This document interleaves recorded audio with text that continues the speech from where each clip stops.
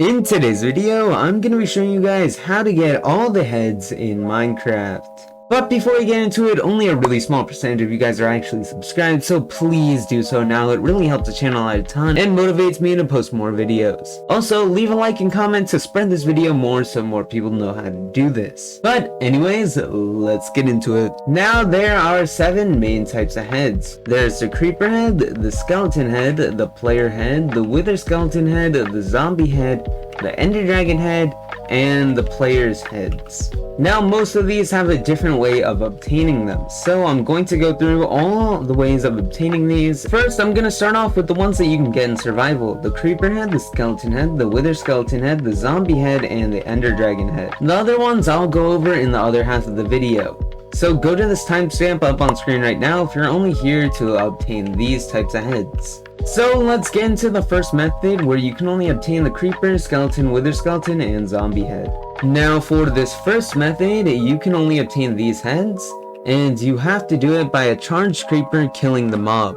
Now to get a charged creeper, there are multiple ways of doing this. You can get a channeling trident, so you can wait until it thunders and randomly hits a creeper, or in the new update, you can actually use a lightning rod and make a creeper farm that makes them all charged creepers. First, we're going on with the trident. Now to get a trident, you kill a drown. Now to get the channeling enchantment, you can either get from fishing, enchanting, or enchantment books. Now, if you found a creeper in the wild, just like so, and it's thundering, all you need to do is hit your trident at it, and it becomes a charged creeper. As you can see, now you have a charged creeper, and you have to lure it into a mob.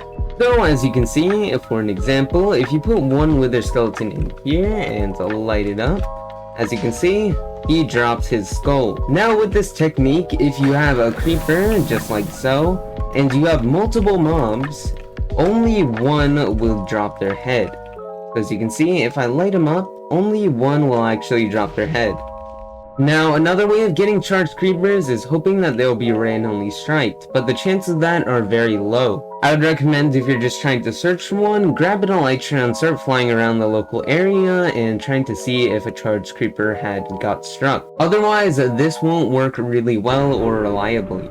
Now this is the final option, which is the lightning rod. Now the lightning rod is only a 1.17 and above, and it actually attracts lightning in a 32 by 4 by 32 area for Java Edition, and a 64 by 64 by 64 for Bedrock. As you can see here, lightning will redirect itself right here into this lightning rod, making a charged creeper. Now you can set this up in multiple areas to have more of a chance to get a charged creeper, or hook this up to a creeper farm and lead the creepers with water to an area to get struck by lightning. Also, if you light up a creeper in Bedrock Edition mode with a lot of mobs around it, all the mobs will actually drop their heads. So unlike Java, all these mobs will actually drop heads. Also, only in Bedrock Edition, if you kill a stray with the charged creeper, the stray will actually drop a wither skeleton skull. Another way of getting wither skeleton skulls are to actually kill them in the nether fortresses. Now, as you can see, if I hit them, sometimes they will drop the wither skeleton skull. Now, normally it's a 2.5% chance, but if you're on Java Edition, it adds a 1% chance per looting level. So if you have looting 3, it actually gives you a 5.5% chance of dropping a wither skeleton skull. But if you're on Bedrock Edition, the percentage actually increases by 2 per looting level. So that means if you have looting 3 on Bedrock Edition, you can actually get an 8.8% chance per wither skeleton to drop a skull. But if you kill enough of these, you will eventually get a skull. Just like so. As you can see, he dropped a wither skeleton skull.